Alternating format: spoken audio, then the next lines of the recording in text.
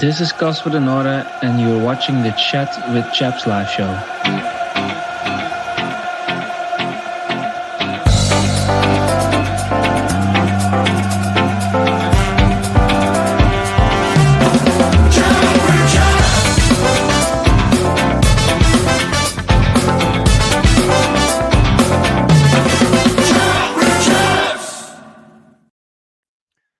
Hello and welcome to the Chat with Chaps post-match analysis for Sunderland away. I'm your host today, Joe Zampa, and you guessed it, yes, Chris is away on holiday once again.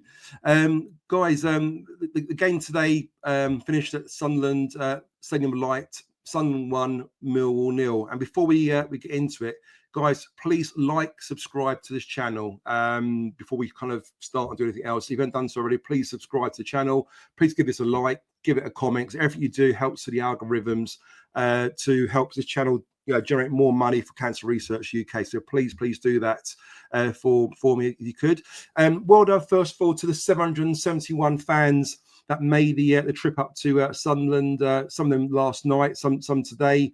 I believe, lots of sort of booked flights and hotel accommodations cost loads of money. So to go out there and see us lose 1-0 in a pretty poor game, really, it's a credit to you guys for making the effort and supporting our boys and doing the long trip up there. So we really do appreciate you doing that. Today we saw two changes. From the home game from 2 weeks ago when we beat Stoke at home.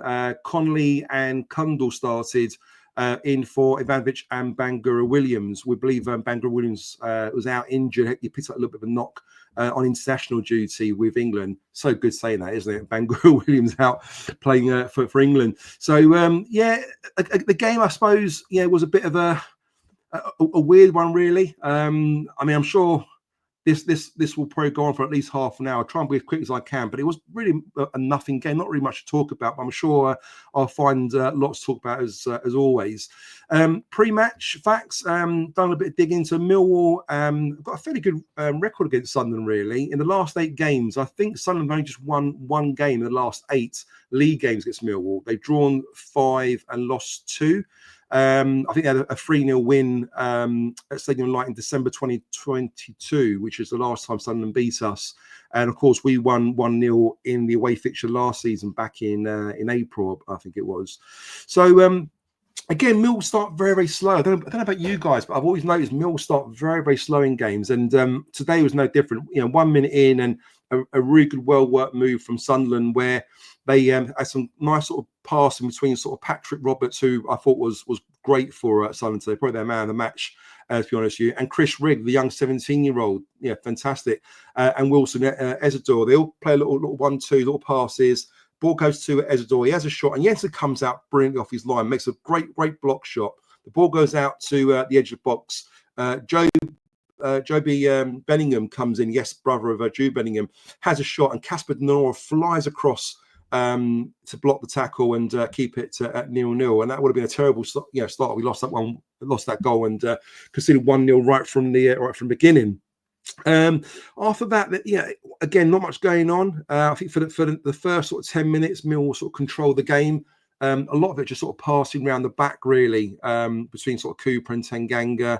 And Joe Bryan, but again, not really sort of much happening. 10 minutes in, and the ball is worked across to Roberts again on that right hand side, cuts inside Joe Bryan, goes for a shot. I think it takes a slight deflection off Imarku, who sort of comes back and tries to help out. Although the referee gives a corner, so I'm not sure if that was Jensen who got a finger to it or whether it was Imarku's touch. But the ball does go wide and kind of bends past of the post. In 12 minutes. Joe Bryan intercepts a pass. He does it so well. He just reads the danger, doesn't he? Steps out so quick, reads the danger, gets the ball, runs it, drives with the ball, goes forward, and Bellingham sees it and he sort of fouls him and earns a cheap yellow card, which is great for us. 12 minutes in, and he's on a yellow straight away. Just wanted to say something about Imarku today. I was quite disappointed in the first sort of 20 minutes of Imarku. Now, I'm a massive Imarku fan, but he just looked a little bit lethargic, can't get the ball away a little bit, looks a bit half asleep at times. I don't know if it's a confidence thing. I noticed in sort of a lot of 50-50s, he sort of like lost it and sort of went down a little bit too easy. And we all know what a marker can do on his day. He's excellent, particularly as an impact sub. We'll talk about him at the end of the show anyway. But yeah, for the first sort of 20 minutes, not really sort of much going on. And until, of course, their goal arrives. And, it's a well-worked set-piece corner. Let's not sort of, disguise the fact it was a really good set-piece corner. Roberts takes the corner, plays it shorts to Mundell, who was excellent for them. Both the wingers were excellent today, really. Although didn't really get much change out of us. Didn't really do that well, but they just looked good on the ball, and they created lots of opportunities for Sunderland. So play a little 1-2. Ball goes into the back post. And I think it was Hume, their left back, who clearly unmarked the back post and scores a great volley. When I first saw it, I thought, well, what a great move. But when I looked at different angle shots, I'm going to just show you a couple of pictures here. Apologies if you're on Spotify at the moment, but I'll try to explain it as best I can. So this is a shot, camera shot behind Jensen's goal. And I'm just going to add some lines to this there. So you can see Hume there on the volley having this shot, and Coburn sort of try and go out to stop him. But if you look at these lines I'm drawing here, you've got Kundal, who's marking Rigg on the edge of the box. You've got Marku, who's sort of waiting up front. Now, what happens is the ball goes to the back post, but Hume's run actually starts from quite deep. And I'm quite surprised that Marku doesn't see his run and goes with him. And by him not going to him, obviously leaves him clearly unmarked at the back post, and Coburn does his best to get across to him, but he's not quite close enough because Coburn is actually marking one of the four players in the box, as you can see there, along with Tanganga, Kramer, and Denor, of course. So again, it's just a real shame to sort of like lose the player at the back post like that, give him an easy chance to go 1-0 down. I think Alex Neil sort of mentioned that as well, that how disappointing it was to concede such a sort of cheap goal. But anyway, they score and they go 1-0 up. And you could argue they probably deserved it really at that start. I think they look quite brighter. They seemed like they wanted it more than we did anyway. 23 minutes in, Connolly then wins a free kick, edge of the box. He takes the ball and wants to take the free kick himself, but it goes flying over the bar, unfortunately, and game resets again. 26 minutes, Metham gets a yellow card for putting Coburn back. Again, a bit of a cheap free kick, but he wasn't necessarily the last man, but it kind of stopped a goal-scoring move, you could argue. So we obviously get the free kick from that, and I think, if I remember right, I think Joe Bryan hits this one over to the back post, and it doesn't really mount to much. I think it comes to Tanganga, who does a sort of scissor kick, which is quite nice, looked quite good at the time, but it didn't really mount to much, to be honest with you. On the 27th minute, Denor plays a lovely through ball to in between sort of Brown and Metham, and again, Marker doesn't quite react enough to it, doesn't act or move. He's almost a little bit half-hearted, runs for it, and when he does decide to go, he leaves it so late the ball just goes out for a goal kick, which again is very, very disappointing to see. You kind of want to see him on it. On 36 minutes, Marku gets a cheap yellow card, and at this point I think it was an offside decision. He just sort of comes running back and just touches the ball, gets in the way, and a silly thing to do really, but he gets a yellow card. Harsh, but I guess rules are rules. 37 minutes, Kramer fouls Mundell. Again, I felt Kramer in the first half, certainly for the first half hour, really sort of struggled to get to grips with Mundell, and Mundell sort of going left and right and kind of like leaving a little bit flat-footed at times, but he kind of did work him out as the game sort of continues, and certainly improved by the sort of second half. So that was on 37 minutes. On 38 minutes, I wrote down here, there's some good build-up play from Millwall involving Tanganga, who was bombing down the right-hand side. He plays it with Kundal. The ball then comes to Connolly, to Kundal, and then there's Kundal's tame shot that really should have done better with. There was also a marker to his left-hand side. He could have probably fed him in, Kundal, and allowed Marku to have the shot, but he doesn't quite do so. And again, this is what my concern is. As number 10, and Kundal plays there quite often, you want to see that player creating chances, scoring goals, getting assists. But he's in that area, the area you want your number 10 in, and he doesn't do anything with it. If anything, he kind of messes up and screws a shot. Again, a Bangura Williams in that position, and I keep banging on the Bangura Williams drum, but you like to think someone with his ability and composure in those areas would have had a shot, scored, or fed a Marku in to score. And I think that's so important at the moment to get that right. And I do hope over the next sort of 7 games that Alex Neil starts experimenting and starts trusting Bangura Williams in that number 10 role. Because I'm not being funny, but look at Sunderland. They got Chris Rigg, who's 17 years of age, playing at number 10 role for them, the so-called important role. And he plays really well there. He's got the license sort of, to express himself and the confidence, I guess. And that's what we need to do with our players. Someone like Bangura Williams, get him in at number 10 and let him just be creative. Because at the moment, I think Connell's had so many opportunities there, but hasn't quite risen to the occasion, sadly. So not really much more going on before half time. I think there was a yellow card given to Connolly on 44 minutes. I think it's mainly down to him losing the ball and a bit frustrated. I think he pulls the other player back after losing the ball. Comes to half time. No changes. Positives, I think Jensen did quite well with the block shot. I thought Tanganga played well in that first half. Cooper done well, and Joe Bryan I thought played well. But again, they're all defenders and a goalkeeper, which kind of shows you how the first half went. And again, when we talk about defenders more than attacking players, there's obviously a concern there. Negatives, I just felt that the midfield three, compare our midfield attacking three, to Sunderland's attacking three. So you look at what we had. We had Amarku, Kundal and Connolly versus Mundell, Rigg and Roberts. They just look levels above, didn't they? They're attacking three players, look creative. They play on the front foot. They're trying to make things happen. They're creating chances, and that's what we want to be doing. But we're not doing that, and we haven't done that for a while, unfortunately. Another negative, I just felt that Coburn was very isolated up front, no support. What's really interesting is that when we haven't got the ball, and a lot of teams do that, they're going to this sort of low block, don't they? They get behind the ball. But Coburn sort of played very, very high on their defenders. So I wonder whether that was a tactical thing. But if that was the case, again, there's such a massive gap between our midfield and Coburn. You just want Kundal linking up a lot better or getting our wide players in those areas, which we didn't do. So that was really disappointing. Second half, no changes. On 46 minutes, again, Millwall napping, Millwall falling asleep.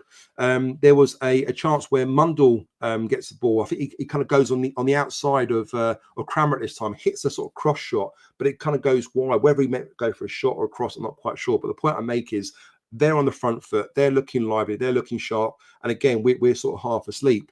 At this point, I noticed that Sunderland was certainly moving the ball a lot quicker. They're really sort of playing the ball from left to right and playing through the lines a little bit. And we just looked, a yard off it. And that was this disappointing thing for me. The fact that Sunderland really kind of looked like they're up for it, played on the front foot, played with a little bit of, attacking threat where we didn't have any of that whatsoever, unfortunately. On 49 minutes, I wrote that Cooper clears the ball. And as he clears this ball, he plays a lovely indirect pass to Amarku, who then sort of dives and goes down. Now, the referee's standing literally about 4 or 5 yards away from him. And I know this sounds like a bit of an Amarku bashing what I'm giving you here, and it really isn't. Like I said, I'm a massive fan of Amarku. I really do want it to work out for him because I love everything about it. I love that he's exciting, he's attacking, he loves dribbling, getting forward the ball. But he's got to stop going down easy or try and win these cheap free kicks because that's an opportunity for him to get on the ball, turn the defender, and try and drive him and go at him. But he goes down, looks at the referee just ignores him, and game continues, unfortunately. On 52 minutes, another Sunderland chance. Again, Roberts on the ball, picks out Bellingham. Bellingham goes for a shot, and Casper Denor throws his body across and blocks a shot. The ball then goes out to Roberts again. And once again, this time he picks a lovely cross into the sort of like the edge of the 6-yard box when he finds Ezador on his own as a point blank header, and he headers ball, and Jensen pulls out an amazing reaction save and stops it from becoming from 2-0. So again, Jensen fantastic from there. On 56 minutes, the game was paused. Not quite sure what happened. I think there was a fan incident at the far end. The physios are out there as well and looking into it. But that kind of wasted 4 or 5 minutes. I just thought at that point that was a great opportunity for us. So we were kind of under the cosh a little bit. So that kind of sort of took the sting out of the game a little bit. But sadly, when the game returns, it was just more pressure from Sunderland. Again, that man, Roberts on the ball, finds Bellingham. Bellingham has another shot from outside the box. This time it's Crammer that blocks the shot. On 64 minutes, I wrote down that there was a lovely pass from Brian down to a marker at the far left. And a marker at this point beats the fullback. He gets to the, not quite the byline, but kind of gets into their final third. And he hits this left foot cross. And this left foot cross beats everyone. It beats their defenders. It beats our attackers. It goes so high and wide, it actually goes for a throw-in to Sunderland on the other side of the pitch. on the other flank. And at that point, you're thinking, what's going on? It's not going to be his day, is it? Unfortunately, and literally a minute later, I don't know whether Alex Neil felt that he saw enough at that point, but he just pulls Marco off. And I do feel sorry for him a little bit because he had to do that long walk around the edge of the pitch across all the Sunderland fans to come back, and he makes a substitution anyway. And Marco goes off for Ivanovic. We go for the 4-4-2. Connolly switches over to the left-hand side. Kundal sort of goes onto the right, but sort of plays that kind of central role. And we go 2 up top with Marku and Ivanovic. And straight away, immediately, you can see there's an improvement there from Millwall. I think we created another great move this time involving Kramer and Ivanovic. And this time, Patterson comes there out very quickly out of his goal, goes down low and blocks or stops Ivanovic from scoring. On 67 minutes, Ezra gets a yellow card. This one is for a dangerous foul play. He goes in with sort of studs up on Kramer. And I'll be honest with you, when I first saw it, I thought, here we go, straight red. But looking at the replay, it's actually a good decision from the ref. I don't think it was anything more than a yellow card. Yes, he comes up slightly, he studs up, but he wins the ball. He had no intent of hurting Kramer or playing the player or the man. And the referee gives a free kick, yellow card, and that's it. On 71 minutes. The ball works out to Cram on the right-hand side, and he hits a lovely cross to Coburn. It's a great header, and Patterson makes a really good save and sort of deflects off for a corner. At this point, I just felt that the tide was turning slightly, and Millwall were in control of this game, and we were definitely improving. And you can see us perhaps scoring the equaliser. It would be completely unjustifiable, but nevertheless, I thought there was an opportunity for us to nick a draw at least. On 73 minutes, Casper Denor gets a yellow card. Silly foul, really. I think he kind of catches their player, gives a sort of cheap free kick. The referee gives a yellow card. On 75 minutes, a well-worked move from Sunderland. There's a few little give and goes there. It comes to Mundell, and he has a shot, and it's blocked by Tanganga, who I thought was pretty good up until the next part. And this one, it was a free kick that he kind of gives away. And I don't know, it just seemed at this point, I think Tanganga felt like he was trying to put out all the fires. He was almost everywhere, just trying to either make things happen at the final end of the pitch and getting back, making defensive tackles. But he wins. He gives away a free kick. Roberts takes his free kick, and the ball it comes to Jensen, and there's no real kind of pressure on Jensen here whatsoever. But rather than sort of like just catching the ball, holding the ball, he kind of goes for a two-handed sort of like punch sort of thing. And again, I don't want to see Jensen do that. It just seems like, why? Like you've got opportunity just to literally pluck the ball out of the air. And he chooses to go for the punch, and it just sort of half-heartedly kind of clears. It still gives more pressure to us, because obviously Sunderland gets the ball and they try to work it back into our goal again. On 79 minutes, Mill make some more subs. George Saville comes on, Langstaff comes on, which is his first appearance in a long time, and of course Lenny, which is so good to see. They come on for Casper, for Kundal, and for Kramer. I must say, Lenny looked really bright.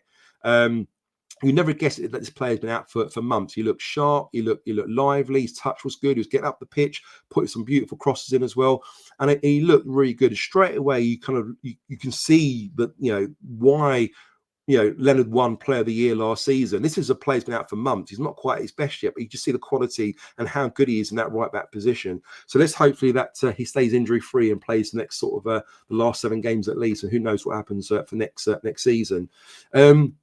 On 82 minutes, again, the ball comes out to Lenny on the right-hand side, and he delivers a fantastic cross. But unfortunately, even though you've got Koba, you've got Langstaff, you've got Ivanovic, not one of them is anywhere near this cross in the box, which is really disappointing to see. And the ball just sort of goes through everyone, past everybody, and Sunderland just regain possession at that point. On 85 minutes, it came to a Sunderland penalty, unfortunately. And this was a bad decision from Cooper. So I talked on the previously about Cooper, about how well he is and how much he's improved his passing. But he gets the ball, he plays his ball through the middle, and it goes to a Sunderland player, unfortunately. And the Sunderland player just sort of counters the ball, plays the ball back into Mundell, and Mundell then runs at Tanganga. There's not many players that can kind of wrong foot Tanganga, but he sort of drops a shoulder, goes one way, goes the other way, and sends Tanganga for a hot dog. As he cuts in, Tanganga gets his foot out to try and stop him and just catches him very, very slightly. But of course, he feels it and goes down and wins a penalty. And you know it's a penalty because Tanganga doesn't complain to the referee, doesn't sort of plead his innocence. He just gets up, looks at his point, turns around and walks away, which is a bit of a shame from Tanganga there. But at this point, it was quite interesting. So Mundell, after winning the penalty, he wants to take the penalty. And I believe 09 is their penalty taker. And he gets the ball, and there's a bit of arguing and, to and fro, and players are getting involved, and they're trying to pull Mundell away from it. And it's really disappointing to see. I mean, if I was a Sunderland fan, I wouldn't want to be seeing that. It'd be interesting what you Sunderland fans think of if you're watching this. I'd like to get your comments in there. But anyway, it's all resolved. O'Neill 09 picks up the ball, take the penalty, and of course I think it couldn't, with all the pressure that he is given there from Mundell, naturally he's not going to be on it, and he hits this penalty. It wasn't the greatest of penalties, but fair play to Jensen. He dives down to his left hand side, makes a great penalty stop, and keeps the scoreline respectful at 1-0. At this point, literally straight after, the Sunderland manager Regis Lebris just pulls Mundell off, completely yanks him off. You can see why he did that for. He always wanted to make a point to it for Mundell for the way he acted, and he takes him off for Watson. And Mundell does nothing more but just storms down the tunnel, and it's just really kind of like petulant really to see a professional player act that way. So again, if it was a Millwall player, I'll be pretty sort of pissed off with that. So I'd be interested what you Sunderland fans think about that. So that was on 87 minutes. On 93 minutes, we're kind of deep into injury time at this point. So Brian and Connolly sort of combined really well down the left-hand side. At this point, Connolly cuts the ball onto his right foot, and he hits this lovely cross into the back post. And who's there? Ryan Leonard. And he hits this lovely header. He cushions the header to Ivanovic. And you can just see what Ivanovic is trying to do. He's trying to get a lovely first touch, drop the ball down to him to take the shot. But his first touch is just not quite on it. And it means that the ball just sort of goes past his body a little bit too far, which makes the angle a little bit higher. And of course, by the time he adjusts his body to go for the shot, it makes it a little bit easier for their defenders to make the block shot. And unfortunately, that's it. We make one last stop in 94 minutes. Sturge comes on for Connolly. We're literally with a minute left. Not much to sort of play for. Referee blows his whistle, full time, and it's ends Sunderland 1, Millwall 0. So really disappointing. Final thoughts of the game. All in all, I thought it was a poor game and a very, very poor goal to concede. Like I said, if you look at what we did there, and I think had a mark who marked their fullback a little bit better and gone with him maybe, who knows, we could have nicked a draw there and a point.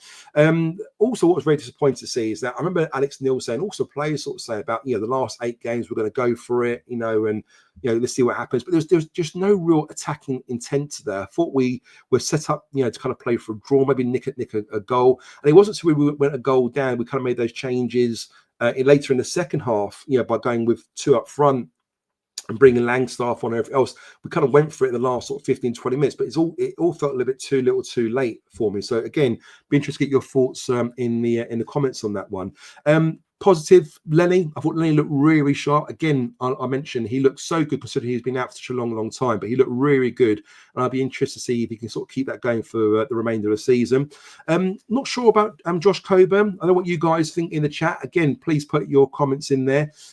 He just didn't look on it today. I mean, for all his effort, I mean, don't get me wrong. He worked his socks off. He battled and he tried his hardest, but again, just lacked a little bit of quality, I felt at times. And Luke 09, who's not particularly tall. I mean, I'll be surprised if he's even 6 foot tall. I guess he's about 5'11".